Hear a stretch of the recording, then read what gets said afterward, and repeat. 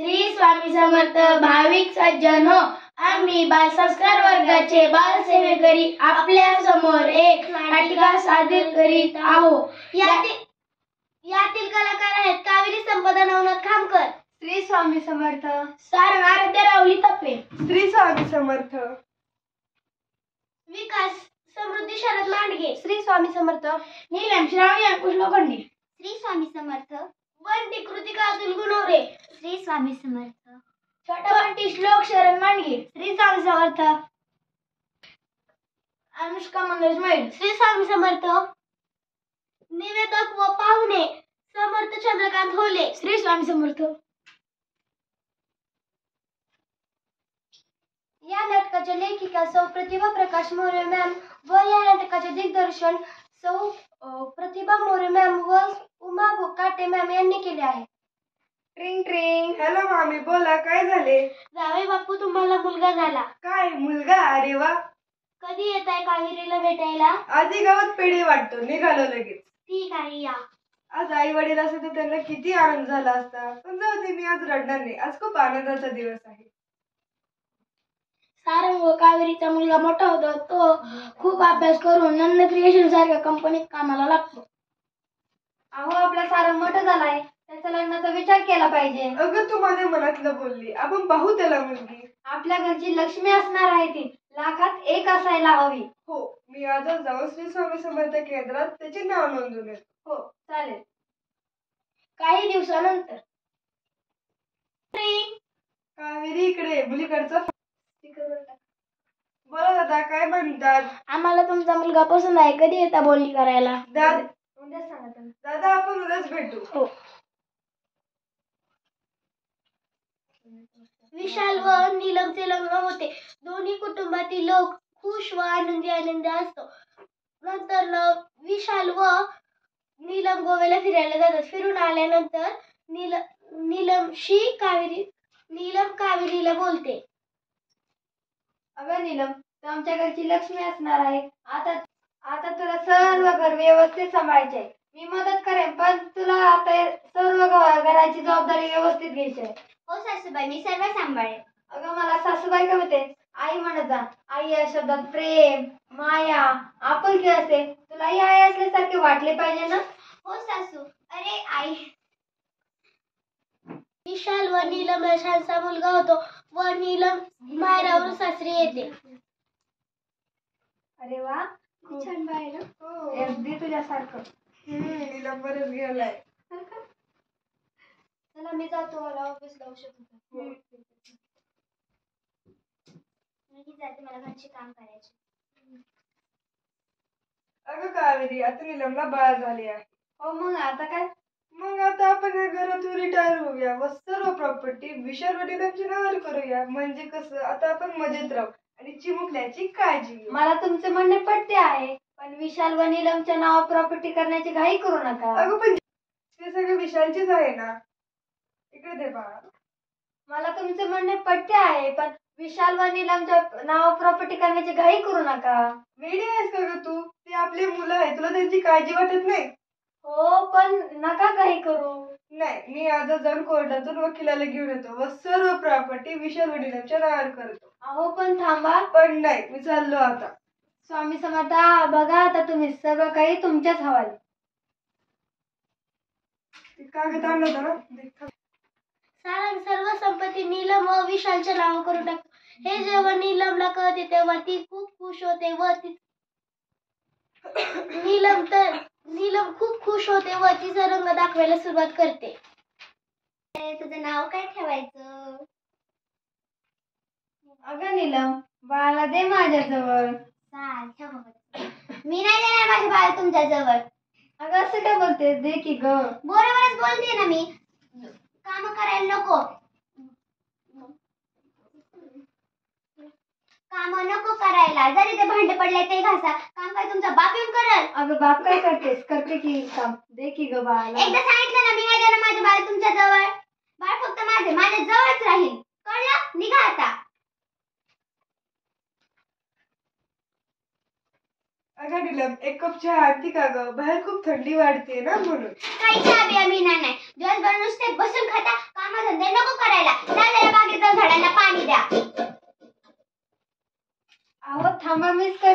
चहा. त्याची काही गरज नाही. तुम्ही पण जरा फरशी पुसून घ्या.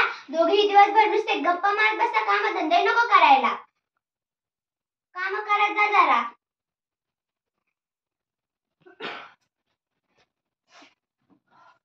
अगं नीलम, जरा पाणी आणतेस का ग? अहो मी बाळाला घेतलं आहे. तुमच्या आईला सांगा ना, दिवसभर नुसत्या रिकामटेकडे बसलेल्या असतात.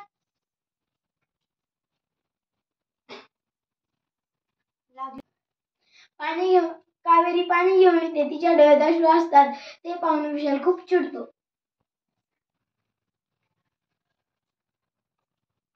लागलाय रडायला. अरे बाळा, तू तरी नकोस चिडू माझ्यावर. चिडू नको तर काय करू? मी जेव्हा बघतो तेव्हा तुझ्या डोळ्यात गंगा मुळे उभे असतात. कुठून आणतेस ग एवढं पाणी? अरे विशाल, आई आहे ती तुझी. लहान होतं तेव्हा तिच्या डोळ्यातून पाण्याला चलत होता आणि आता हे काय? बोलू नको तर काय करू? सारखी रडत असते ती. मला नाही आवडत. अरे रडायचे कारण तरी विचार का? फक्त आरडा करणार आहेस. अहो सासरी बुवा, तुम्ही तर जरा गप्पच बसा.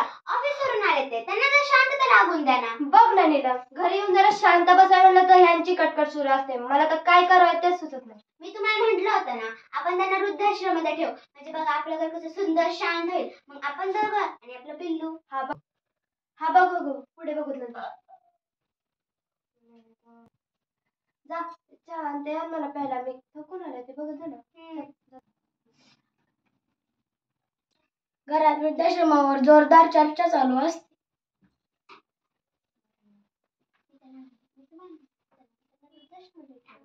हा बरं ते नंतर बघू. त्यांना कसं सांगायचं आता? माझे आई वडील कसं काय बोलले? तुम्ही काय करू ते तुम्ही तुमचं बघून घ्या.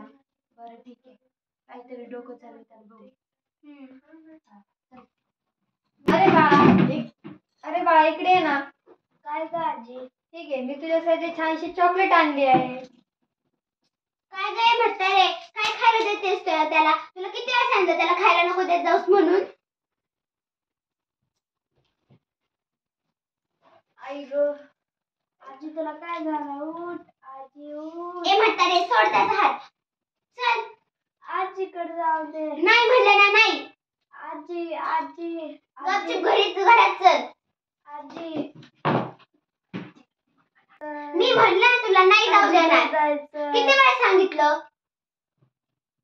अगं कावेरी, काय झाले? काय नाही, माझा पाय घसरला. कावेरी, तुला खोटं बोलता येत नाही. तुझ्या डोळ्यातील दुःख वेदना साऱ्या कळतात ग मला. अहो तुम्ही दरवेळेस माझी गोष्ट ऐकायची आणि एवढी महत्वाची तुम्ही गोष्ट ऐकली नाही. हो ना, तू किती तळतीने सांगती. पण मी तुझं एकही ऐकले नाही. मी काय करू? आता रडून काय उपयोग? आल्या बघासी असावी साधं. विषयाची वेळ झाली. आपल्याला किती दिवस झालं कोणी फिरायला पण नाही. आपण घरात बसलो. आई बाबा, तुम्ही म्हणतात ना की आम्हाला कुठे नेत नाही फिरायला, तर मी आज तुम्हाला बाहेर फिरायला घेऊन जातो. बघितलं कावेरी, मी म्हटलं होतं ना आपला विचार खूप चांगला आहे. हो की खरंच. पण 5-6 दिवस राहायचे आहे, त्याप्रमाणे कपडे घ्या. म्हणजे आपल्याला तिथे गेल्यावर काही त्रास नको व्हायला. हो रे बाळा, मी सर्व व्यवस्थित घेते. पण वेळ नको हा, लवकर जायचंय. पटकन आवर. हो रे बाळा. अगं कावेरी, पण मला एक शंका वाटत आहे. हे आपल्याला कुठे घेऊन चाललं असेल आणि सुनबाईने याला परवानगी दिली? हो की खरंच. मी तर विचार पण नाही केला. आता आपण 5-6 दिवस बंटीला भेटू शकणार नाही. पण आपण बंटीला हात लावू शकत नव्हतो, पण पाहू तर शकत होतो. मी विशालला विचारू का की बंटीला आपल्यासोबत घे म्हणून? मला नाही वाटत की नीलम हो म्हणेल म्हणून. मी विचारून पाहते. आई बाबा, उरकलं का तुमचं? चला लवकर. हे म्हातारी पटकन आवरतच नाही. अगं सुनबाई, एवढे का टोचून बोलतेस? आम्ही नेमके तुझे काय बिघडले आम्हाला तेच कळत नाही. ए म्हातारे, आता आमच्या आयुष्यातून निघून जा. म्हणजे झालं. आम्हाला तुमच्या दोघांची आमच्या घरावर सावली सुद्धा पडू द्यायची नाहीये. पण बंटीला भेटायचे होते. ए म्हाताऱ्या, आता वर जायची तयारी कर. तुमच्या दोघांनाही मी बंटीला भेटू देणार नाहीये. आई बाबा चला ना, उशीर होतोय. पण बंटीला भेटायचे होते. नाही आता नाही, खूप उशीर होतोय. चला लवकर. थांबा ना. ए बंटी शांत बस. चल चल. आजी आजोबा थांबा ना. चल घरात.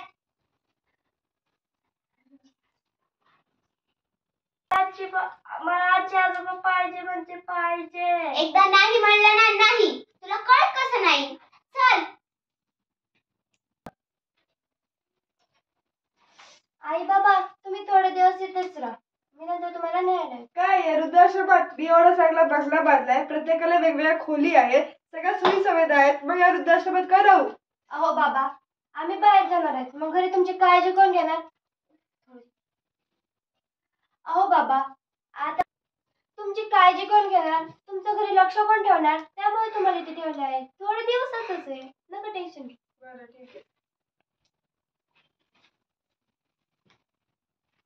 मला बंटीची खूप काळजी वाटते आहे. हो ना, बंटी काय करत असेल आता? नीलमचा आपण असताना खूप मारायची बंटीला. हो ना, तो बंटी आपल्या सहाय्यताना पण किती रडत होता. हो ना, जाऊन दे आता. काही वर्षानंतर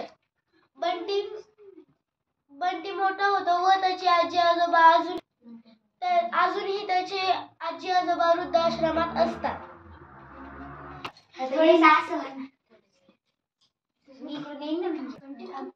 मम्मी पप्पा. हा, काय रे बंटी? बोल रे बेटा.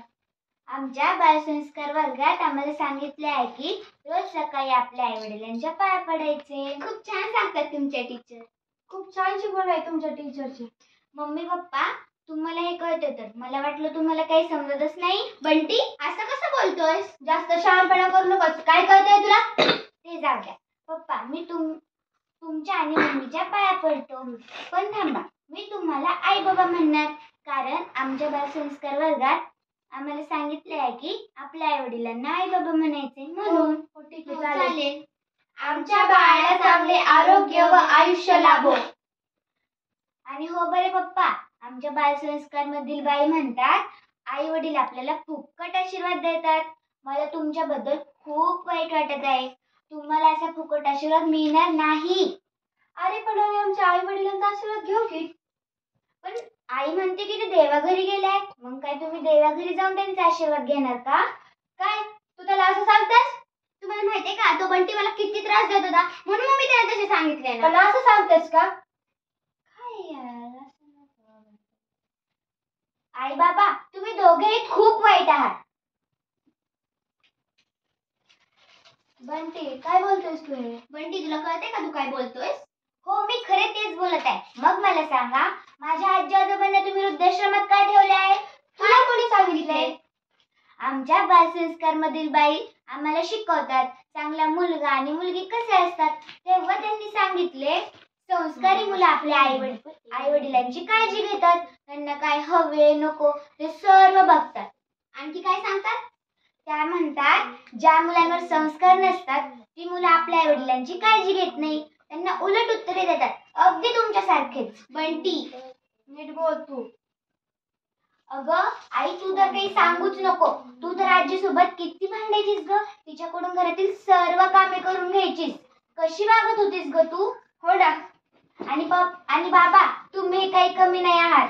तुम्ही पण आजोबांसोबत आणि आजीसोबत खूप खूप भांडायचा आणि त्यांना सारखे रागवायचा. हो रे बेटा. आणि आई, तू तर आजोबांना एक कप चहा सुद्धा देत नव्हतीस ग. कशी वागत होतीस तू आजोबांसोबत? आठव जरा, आठव. आजोबांना एकदा लाडू खायचा होता तर मी त्यांना दिला, तर आईने ते खात असलेला लाडू हिसकावून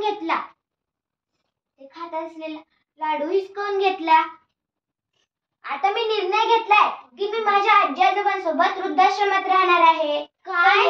पण तुला कोणी सांगितलं ते वृद्धाश्रमात येते? बालसंस्कार मधील काही मुलांना आजी आजोबा दत्तक हवे होते. त्यामुळे आम्ही सगळे बालसेवेकरी एका वृद्धाश्रमाला भेट देण्यासाठी गेलो होतो. तिथेच मला माझे आजी आजोबा दिसले. माझी आजी तर खूप आजारी आहे आणि आजोबा काहीच करू शकत नाहीत, म्हणून ते फक्त तिच्या उशाशी बसलेले आहेत. मी आता निर्णय घेतलाय की मी त्यांच्यासोबत वृद्धाश्रमात राहणार आहे. त्यांना माझी खूप गरज आहे.